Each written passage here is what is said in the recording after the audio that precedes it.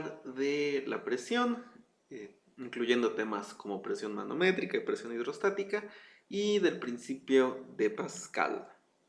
Bueno, la presión es simplemente la fuerza aplicada por unidad de área y sus ACSI son los pascales. Un pascal es exactamente lo mismo que un newton por metro cuadrado, aunque se usan muchas otras unidades, tales como atmósferas, que es básicamente la presión atmosférica promedio a nivel del mar, milibares, PSIs, que son libras por pulgada cuadrado, milímetros de mercurio, milímetros de agua, etc. Hay una amplia gama de unidades que se desarrollaron por ser útiles para aplicaciones específicas, básicamente. Entonces, así para dar una idea de la escala, una atmósfera es aproximadamente 10 a la 5 pascales, es aproximadamente 1000 milibares, es casi 15 PSIs y es aproximadamente 760 milímetros de mercurio. Si se fijan en la imagen es de un barómetro que está dando una lectura que corresponde pues básicamente a la presión atmosférica a nivel del mar en un día con buen clima. Y pueden ver que pues está un poquito arriba de los 1000 milibares o aproximadamente en 760 milímetros de mercurio. Las unidades externas, las que se muestran digamos, más cerca de su borde, son milímetros de mercurio, y las internas, que están en una fuente más pequeña, son milibares. Y básicamente existen dos tipos de presión: la presión absoluta, que es a la que normalmente nos referimos simplemente cuando decimos presión a secas, y la llamada presión manométrica. Entonces, bueno, hay varios factores de conversión entre las distintas unidades. Entonces, para pasar a pascales, pues se usan estos factores que tenemos aquí, que aquí se muestran. Y bueno, para pasar de pascales a alguna de las unidades del lado izquierdo, pues habría que dividir entre ese factor. En la ilustración se muestra pues, que le están tomando la presión a una persona, básicamente porque la presión arterial se mide en milímetros de mercurio. Así que si alguna vez se han preguntado, no sé, cuando se dice que alguien tiene una presión de 120/70, por ejemplo, pues 120 y 70, ¿qué? Pues son milímetros de mercurio. Entonces, la diferencia entre presión absoluta y manométrica es que la presión absoluta es simplemente pues, la fuerza total por unidad de área, y la presión manométrica es la diferencia en presión. Esa es la presión de algún sistema menos alguna presión de algún sistema de referencia. Típicamente es la atmósfera, ¿no? Es la presión exterior. Entonces, si en algún problema o una pregunta les preguntan algo de presión manométrica, pues si no dice otra cosa, hay que dar por hecho que es la diferencia con respecto a la presión atmosférica. Y la presión manométrica es muy importante en una serie de aplicaciones. Como ejemplo, y como se muestra en la ilustración, la presión manométrica es la que es de interés, digamos, en términos de inflar una llanta, ya sea de un automóvil, de una moto, de una bicicleta, etc. Ahí la presión que nos interesa es la manométrica, es decir, la diferencia entre la presión interna en la cámara de la llanta y la de la atmósfera. Entonces es la que afecta qué tan inflada esté la llanta, y por lo tanto pues, es la que nos interesa para fines prácticos. Entonces bueno, ahí se muestra que le están poniendo aire a la llanta, está midiendo cuál es la presión. Entonces el principio de Pascal nos dice que si aplicamos presión sobre una parte de la superficie de algún fluido, esta presión aplicada se transmite al resto del fluido. Entonces, en el caso, por ejemplo, de una columna de líquido, si en un extremo se aplica una presión, pues esa presión se transmite hasta el otro extremo. Entonces, por ejemplo, si aplicamos presión con un pistón, pues esto puede utilizarse para mover otro pistón en otra posición. Y bueno, recordemos que la presión es fuerza por unidad de área.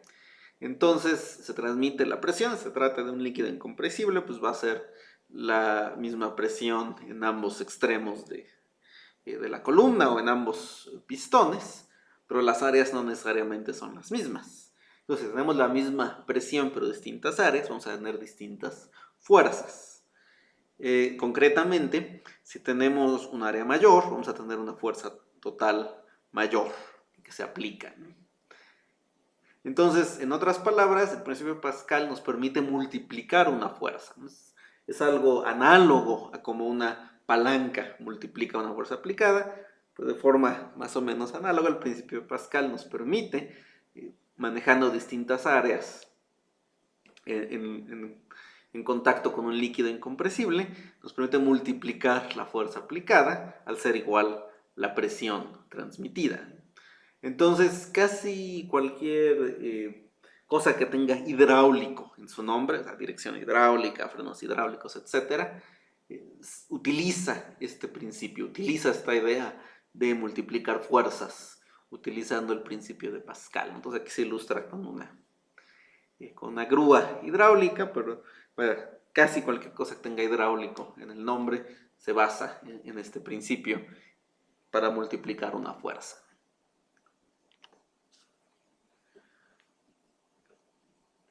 Entonces, bueno, esto es lo que les estaba diciendo, ¿no? O sea, si tenemos superficie instantánea, esto implica que hay distintas fuerzas y por lo tanto se puede utilizar para multiplicar una fuerza. Entonces aquí se ilustra de manera esquemática cómo opera eso. Entonces del lado izquierdo está aplicando alguna fuerza. Aquí se muestra pues, como que se pone una piedra. Entonces se aplica sobre algún pistón. Esto actúa sobre algún líquido, que podría ser agua incluso. Y esto, bueno, pues transmite una presión.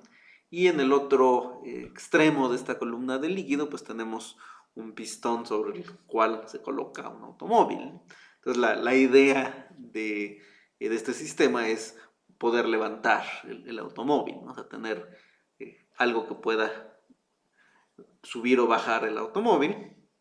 Entonces, obviamente pues, el área del pistón del lado derecho es mucho mayor que el del lado izquierdo, y esto quiere decir que la fuerza que va a aplicar el pistón del lado derecho va a ser mucho más grande que la que se aplica del lado izquierdo.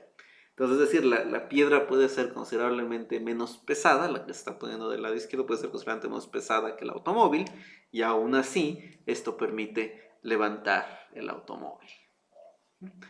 Noten que pues, la distancia que se desplaza el pistón de la izquierda es mucho mayor que la que se desplaza el pistón de la derecha, ¿no? Esto podemos verlo en términos de trabajo y conservación de energía, pero básicamente es el precio que pagamos, ¿no? El precio que pagamos por multiplicar la fuerza es que esta fuerza mayor la aplicamos a lo largo de una distancia más pequeña. Entonces, bueno, pues eso hay que tomarlo en cuenta, ¿no? En el diseño de este tipo de sistemas, que tenemos que pagar ese costo, pero pues bueno, en general eso se le puede dar la vuelta, vaya, es un problema que se puede resolver o que se puede compensar de alguna forma, ¿no? Pues simplemente, en este caso, pues puede simplemente, pues sí, la distancia que recorre el pistón de la izquierda es mucho mayor, ¿no? Eso a lo mejor no representa un problema grave. Esto también es consistente, por cierto, con el que el volumen del líquido sea constante, lo cual pues, normalmente los líquidos no varían gran cosa su volumen en respuesta a cambios de presión moderados.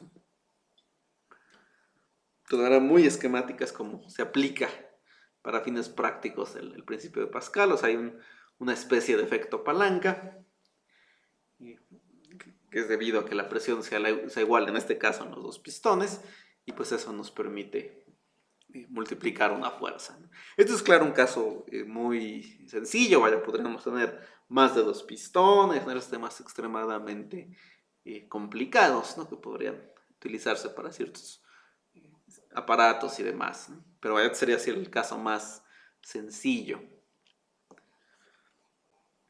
Ok, volviendo un poquito al tema de la presión. Un tipo de presión importante es la que ejerce un líquido en reposo debido a su peso, básicamente. Entonces vamos a suponer que tiene una densidad homogénea ρ. Entonces, si tenemos mezclas de líquidos de esta densidad, o que varía mucho su densidad debido a la temperatura o a la presencia de un soluto, es más complicado. Pero si el líquido es de densidad homogénea en todo el volumen de la muestra, entonces, digamos, a una profundidad h bajo la superficie, la presión del fluido y la presión que ejerce el fluido sobre cualquier pared que lo esté conteniendo es la presión externa, normalmente la presión atmosférica, más ρgh. O sea, donde g es la aceleración debido a la gravedad, ρ es la densidad del líquido y h es el cambio de altura con respecto a la superficie. Ojo, la única contribución a h es la vertical, ¿no? O sea, es la distancia vertical, ¿no? O sea, si el líquido está llenando una columna o está llenando algún tipo de espiral o está como sea, eso no importa, no afecta el comportamiento de la presión. O sea, lo único que la afecta es qué tan por debajo estamos de la superficie, ¿no? Independientemente de que sea una columna vertical o que sea una columna inclinada o que esté como sea. Independientemente de eso, lo que nos interesa, digamos, es el cambio en la coordenada vertical. El desplazamiento horizontal no afecta. Y bueno, por lo tanto, la presión manométrica, si estamos tomando como referencia la presión atmosférica, pues es simplemente ρgh, ¿no? Que es una fórmula muy sencilla y por lo tanto pues muy práctica de aplicar. Y les digo, realmente la única suposición así importante que estamos viendo es que el líquido está más o menos estacionario y que es de densidad homogénea. Esto básicamente proviene del peso de una columna y del principio de Pascal también. O sea, si pensamos que una capa delgada hasta arriba del líquido, pues la presión que ejerce sobre la siguiente capa es la presión atmosférica, que la transmite por principio de Pascal. O sea, la atmósfera es una presión, entonces esta capa superior la transmite a la siguiente por principio de Pascal, y además esa capa superior tiene algún peso, ¿no? Que sería un área transversal por un diferencial de altura por su densidad por g. Eso nos daría el peso de esta capa superior. Entonces la siguiente capa recibe una presión que es igual a la presión atmosférica más el peso de la capa de hasta arriba, y así sucesivamente, ¿no? Y si hacemos la integral y la densidad es constante, pues nos sale esta fórmula. En el caso que tuviéramos un líquido que no fuera homogéneo, pues habría que hacer la integral explícitamente considerando cómo varía la densidad con la altura. Sería un caso más complicado, pero vaya, en principio, pues esa sería la fórmula general. Si la densidad es homogénea, pues se simplifica a esta fórmula que realmente pues, es bastante sencilla. Y aquí en la imagen se ilustra un poquito el efecto, ¿no? Entonces tenemos una columna de agua que le está cayendo agua de la llave del fregadero y que tiene, digamos, aperturas a distintas alturas. Entonces, entre mayor presión tiene el agua, pues sale disparado con mayor velocidad el chorro de agua, ¿no? O sea, mayor presión, pues mayor velocidad, ¿no? Con la que se mueve el líquido.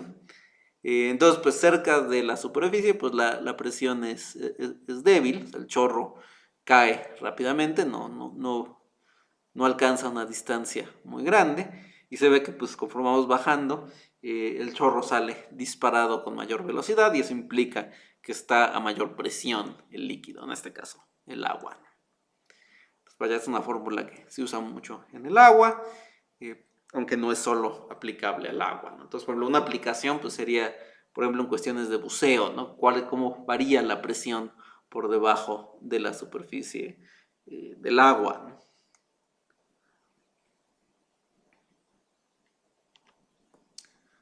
Hay otra aplicación es para el diseño o para la construcción de manómetros sencillos. Un manómetro pues, es un instrumento que nos mide una presión, una presión manométrica. Entonces, esta regla de Rho-GH pues, puede utilizarse para medir la presión.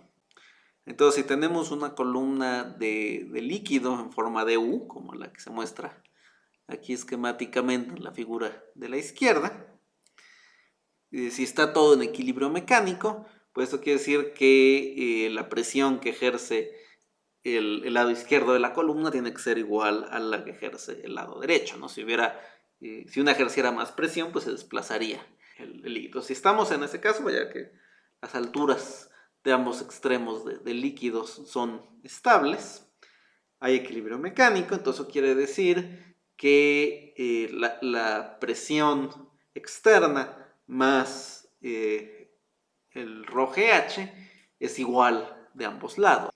Entonces, si por ejemplo un extremo de la U está abierto a la atmósfera y el otro está conectado a algún sistema cuya presión queremos medir, entonces la altura se va a ajustar para equilibrar esa diferencia de presiones. Entonces, en otras palabras, el Rho-GH, donde H es la diferencia en alturas entre las dos superficies, va a ser igual a la diferencia en presiones externas que actúan sobre el líquido. En otras palabras, el Rho-GH va a ser simplemente igual a la presión manométrica. Donde, insisto, tenemos un lado abierto normalmente a la atmósfera y otro conectado a algún sistema. Eso nos permite medir la presión en el sistema que nos interesa medir. Y bueno, en la imagen del lado derecho se ve como ejemplo algo tomado de un manómetro de mercurio. El mercurio es práctico para este tipo de aplicaciones, justamente porque es muy denso, que es poco más de 13 veces más denso que el agua. Entonces nos permite medir cambios muy grandes de presión sin que salga disparado el líquido. Y pueden ver que pues, está ahí una regla, básicamente, que nos permite leer tal cual la diferencia de alturas. Entonces de aquí vienen las unidades de milímetros de mercurio. O sea, literalmente podemos leer cuántos milímetros hay de diferencia en las alturas de las dos columnas, de los dos extremos del líquido. Y eso es una medida de la presión manométrica. Entonces, por eso existen estas unidades de milímetros de mercurio. Se refieren a Rho-GH, vaya, donde Rho es la densidad del mercurio, G pues, es la aceleración de la gravedad y el H es la diferencia en altura en milímetros. Entonces, a eso se refieren los milímetros de mercurio y pues vienen de este tipo de aparato, ¿no? O sea, ahí literalmente pues el número de milímetros de diferencia en las alturas es la presión manométrica en milímetros de mercurio. Entonces, por eso existen esas unidades.